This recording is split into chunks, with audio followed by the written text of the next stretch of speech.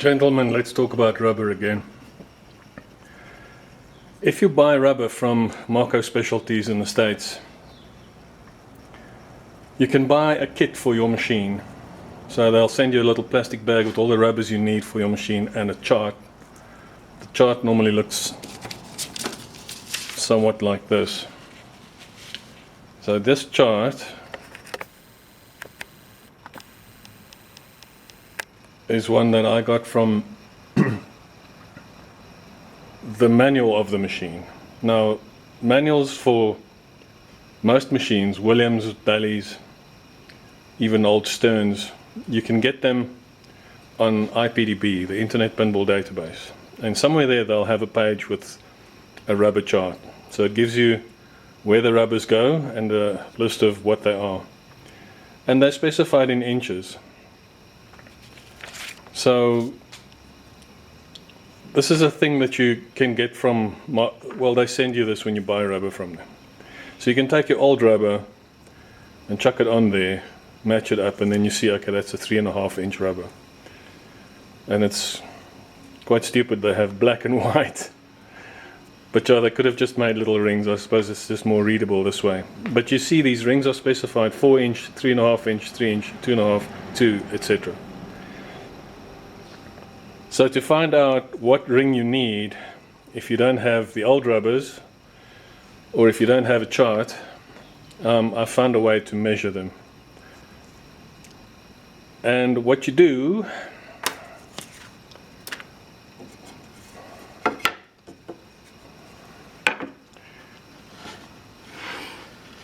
if that's your 2 posts,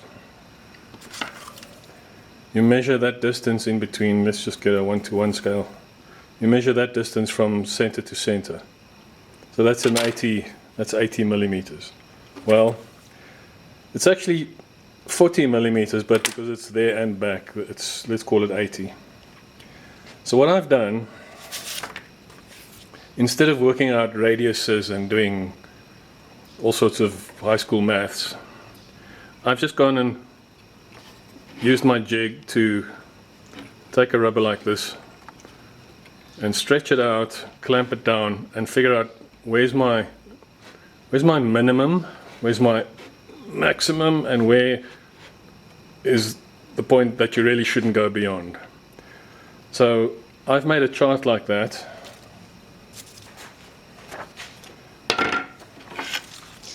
So I've made a chart like this where I know for a 2 3/4 inch rubber, that distance, that's minimum and that's maximum. So if you know what distance it is, you can just read it off this axis, draw a straight line up, and you'll find the rubber that fits best. Okay, now for 2 posts it's easy. If you have 3 or more posts, then to find the total distance you just measure from there to there, and you add from there to there, and you add from there to there. So you have 3 distances. If you have 2 posts, you have 1 distance, but it's actually 2. So here we have 3 or 4 or 5 or whatever the case may be, but you add it all up in millimeters. And then you can draw up a little table like this for your machine. Draw a picture of it just roughly to tell you where the rubbers go, and then make a list of what the rubbers are that you're going to need. I will just make a list of all the distances that you've measured, and then send that to me, and I can, from my charts, figure out which rubber you need, put it in a bag, and send it to you. So I've just ordered some rubber from Marco Specialties. It's $400 worth of stuff. It's quite a big bag of rubber, but it cost me 18 grand. 18 grand. The shipping is a killer. Let me just show you how it works in practice. So for Gottlieb's, you will not find the documentation on IPDB because Gottlieb's full of shit. Someone went and bought the rights to all the Gottlieb stuff, and now you have to pay for it, and you have to buy it from a guy in New York, and he only takes wire transfer, and it takes a motor of a schlep. So by the time the schematics and the manuals arrive at your place, you've already figured out the issue, and so it's not really worth it, but it's a pain in the ass. So for this slingshot here, we'll go and measure that one. Let's call that 35. and we'll measure that one. Let's call it 110, 115, and let's call that one 130. So 130 plus 35 is 165, 275, 280 millimeters for the total distance. So here on my chart I'm looking for the 280, which is roughly there.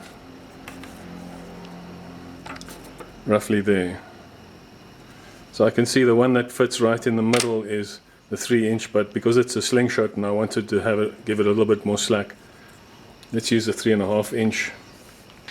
I've got a 3.5 inch rubber right here, and on some of the old rubber, if it's dirty enough, you can see the size of the ring printed right onto the ring itself. So this is a 3.5 inch rubber. According to the chart, that's what I'll need for this. Let's just verify. And that's nice and slack, so it won't break the rubber. It's nice and soft, so it will trigger easily. So for a slingshot, that's perfect. So that's a 3.5 inch rubber, according to my chart. So my chart works. If you can get the distances right, I'll get you the right rubber. Now let's talk about some of the other rubbers. That rubber ring over there just goes once around the post. That's called a 5/16.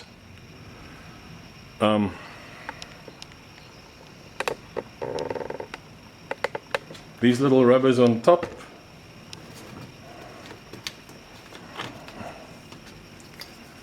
those guys there that hold down the pyramid line guides, they're normally 27/64 or 23/64. Now if you have a pin like that sitting over here, it's normally a thin one, because if you get a fat one, it'll jam the ball. So get a 23/64 for places where there's not enough space, but if there's enough space, use the 27s because they're more bouncy. And then right at the top there,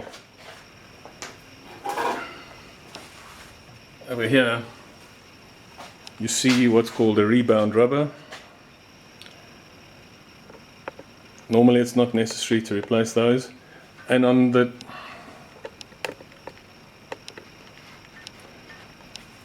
tip of your shooter rod, you'll have a shooter tip. Let me show you what those look like. That's a rebound rubber.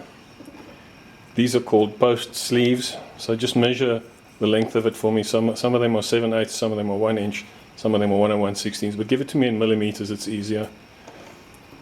That's called a shooter tip. Most people need those and I don't even know about it.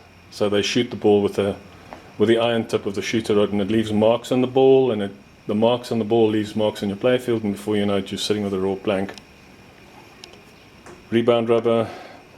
These are flipper rubbers. The thin ones are for the Gottlieb machines, and the fat ones are for everyone else.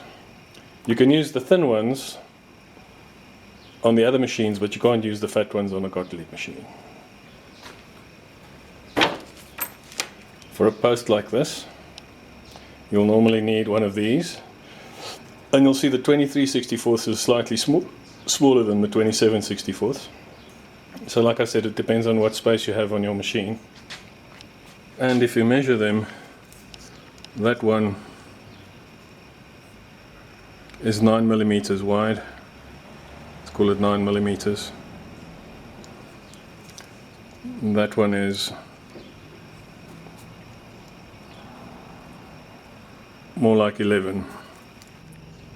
You might find that you have posts like these, either plastic ones that are 2 of them on each little lane guide, and these take a 3/16.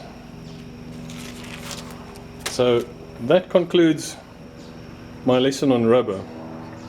If you want to do business with us, please send us a list so we know what to put in the bag for you. Thanks for watching.